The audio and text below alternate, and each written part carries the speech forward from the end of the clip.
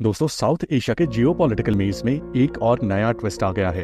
अब बांग्लादेश भी चाइना की गोद में गिरता नजर आ रहा है और इस बार मामला सिर्फ इकोनॉमिक क्राइसिस का नहीं बल्कि एक नए जियोपॉलिटिकल एक्सेस का भी है। तो चलिए आज की कहानी शुरू करते हैं।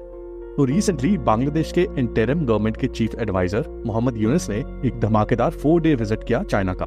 ये विजिट तब हो रहा है जब यूएस ने अपनी एड, जो कि वो यूएस एड के थ्रू देता है, उसको बांग्लादेश के लिए बंद कर दिया है। और मजेदार बात यह है कि यूनुस सिर्फ टूरिज्म के लिए वहां नहीं गए थे। बंदे ने चाइना से इकोनॉमिक टाइज बढ़ाने और ज्यादा इन्वेस्टमेंट लेने की पूरी तैयारी कर रखी थी। अब सवाल ये उठता है कि क्यों, क्या जरूरत थी बांग्लादेश को चाइना की तरफ दौड़ने की?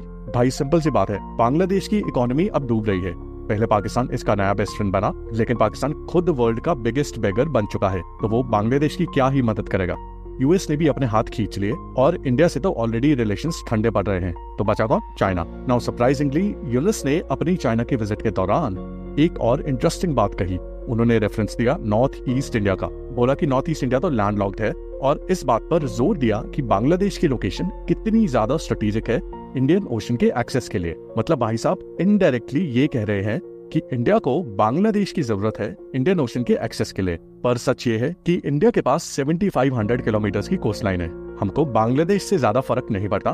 पर हाँ, सिलीगुड़ी कॉरिडोर, जिसको चिकन स्नेक भी बोला जाता है, जो कि नॉर्थ ईस्ट इंडिया को मेनलैंड इंडिया से कनेक्ट करता है, वो वल्नरेबल जरूर है। और शायद ये चीज यूनुस जी इनडायरेक्टली हाईलाइट करना चाह रहे थे। अब ये तो होगी यूनुस की बात। जहां तक चाइना की बात है, तो चाइना भी कहाँ पीछे रहने वाला है। चाइना बांग्लादेश के मोंगला पोर्ट में ऑलरेडी $400 मिलियन इन्वेस्ट कर रहा है। और दोस्तों, ऐसी इन्वेस्टमेंट का रिजल्ट क्या होता है वो तो हमें श्रीलंका और पाकिस्तान के केस में देखने को मिल गया, जो कि है डेट ट्रैप डिप्लोमेसी। पहले पैसा देते हैं, फिर कंट्रोल ले लेते हैं। दोस्तों, अब यहाँ आपको एक बड़ा गेम समझना होगा।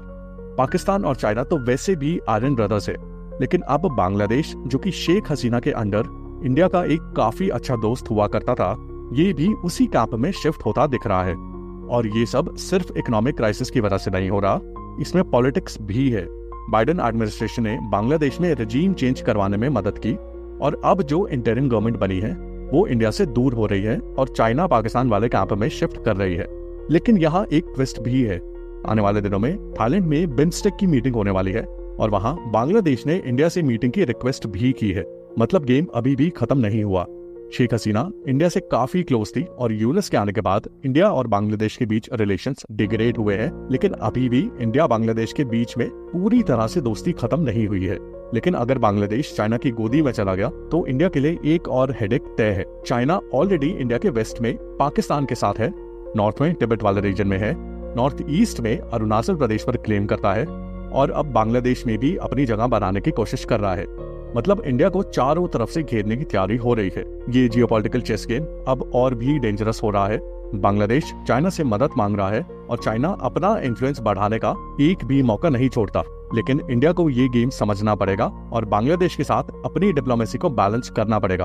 And I am sure India will do it. तो दोस्तों, ये थी एक छोटी सी कहानी बांग्लादेश के नए जियोपॉलिटिकल गेम की। आपको क्या लगता है, क्या बांग्लादेश सच में एक नया पाकिस्तान बनने वाला है या इंडिया और बांग्लादेश के रिलेशंस अभी भी संभल सकते हैं? कमेंट्स में लिख के बताओ और अगर वीडियो पसंद आए तो लाइक, शेयर एंड सब्सक्राइब जरूर करो। मिलते हैं अगली बार एक और धमाकेदार एनालिसिस के साथ। तब तक के लिए जय हिंद।